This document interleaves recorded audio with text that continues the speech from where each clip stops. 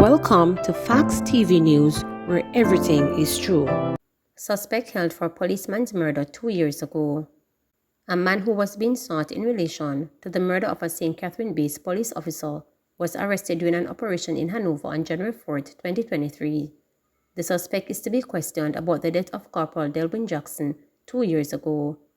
Head of the St. Catherine South Police Division, Superintendent Hopton Nicholson, said an illegal firearm was also seized during the operation. Operatives from the St. Catherine South and Hanover Police Divisions conducted a number of operations across the parish of Hanover. During the operation, a 27-year-old man was arrested. He is one of the main suspects in the murder of Corporal Delwyn Jackson, which occurred on August 18, 2021 in the Big Lane area of Central Village. The suspect was apprehended and he's expected to be questioned in the presence of his attorney in short order, after which charges are expected to be preferred against him. During the operations, a .38 revolver and 3.38 cartridges were also seized. We take this opportunity to remind persons who choose to commit crimes in our division that they will be pursued wherever they are, as we aim to maintain law and order in our communities.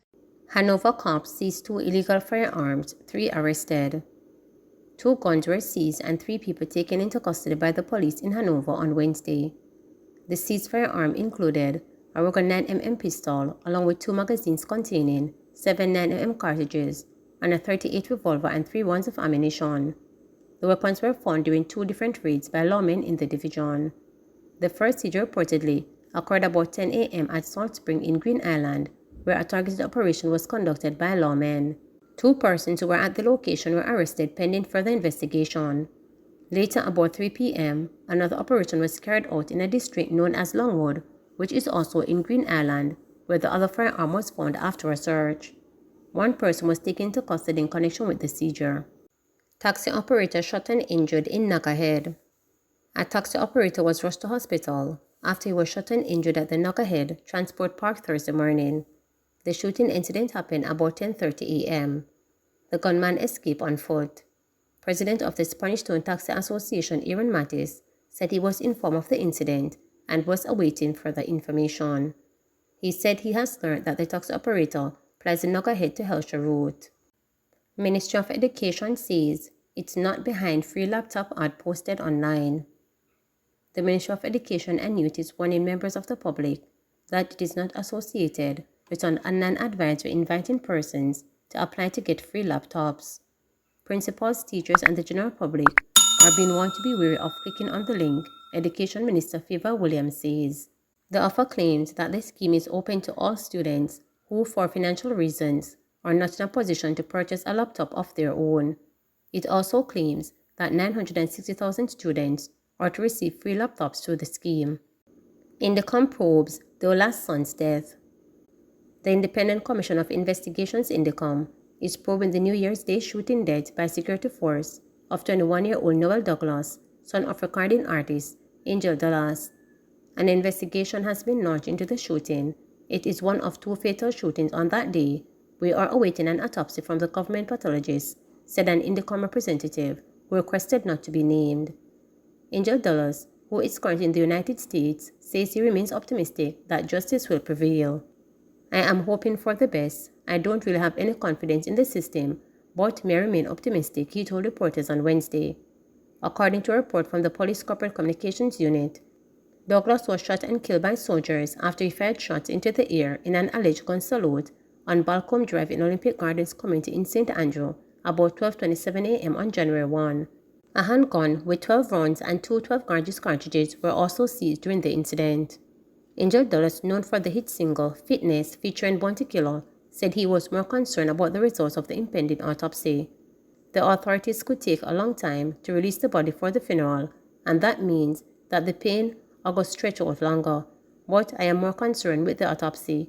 I would love if the authorities would have a family member present at the autopsy to confirm that he had no gunshot residue on the powder on his hand, and that would prove my son is innocent, he said. No date has been set for the autopsy by a government pathologist. Angel Douglas, whose real name is Devon Douglas, was born in Washington Gardens in St. Andrew. He attended Jamaica College and later relocated to Seaview Gardens. A former member of the Wormdome crew, he is also a songwriter on Damon Marley's Grammy-winning Stony Hill album. He is credited as penning Bounty Killer's Book Book Book. He has been working with Marley's Ghetto Youth International label for the past few years.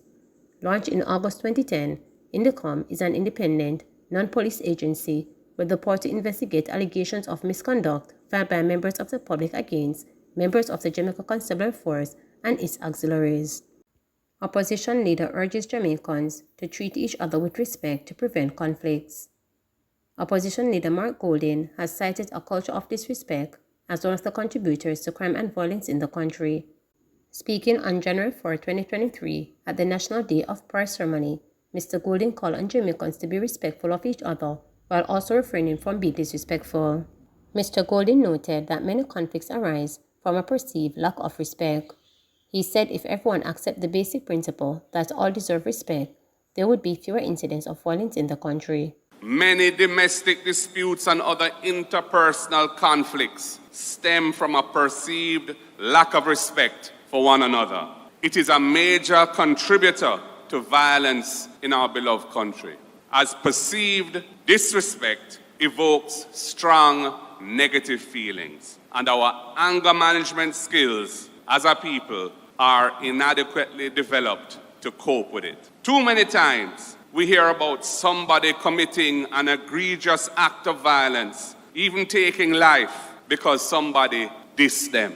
This is short for what? Disrespect. All too often, simple little matters that could easily be worked out by respectful dialogue instead escalate into violence with lasting negative consequences. We must understand the value of love and respect and instill these qualities in our children from as early as possible. My message to you is always be respectful of one another, not just to those who choose to respect you or those who you know, but everyone that you encounter on your journey through life.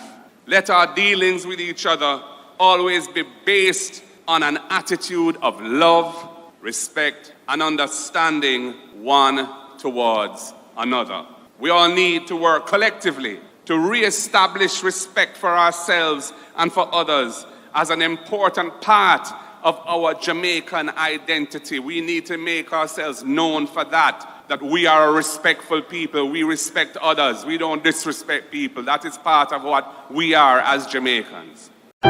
Please remember to subscribe, like, share,